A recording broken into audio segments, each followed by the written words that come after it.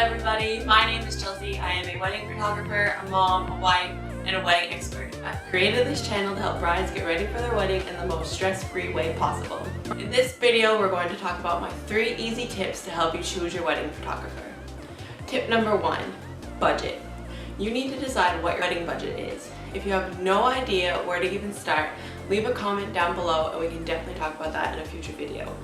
But once you have your wedding budget set, then it makes it a lot easier for you to go about picking a wedding photographer, because wedding photographers range from $500 to $10,000, so it's super important to know where you land within that price range.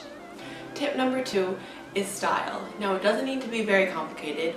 All you need to do is look at a wedding photographer's portfolio, look at their images, and think, do I like these photos? Can I picture myself in these photos?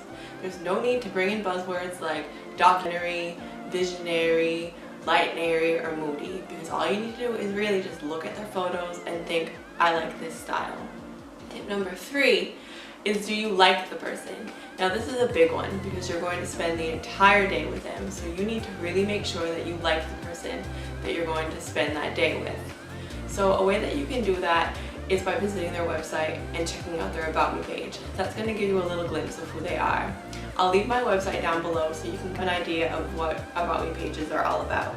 Another place that you can check out is their social media.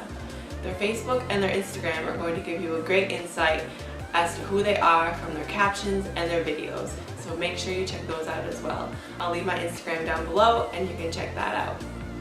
So that's it. Those are my 3 easy tips to start figuring out who you want for a wedding photographer. If you like this and want to see more videos, make sure to subscribe to my channel. See you next time.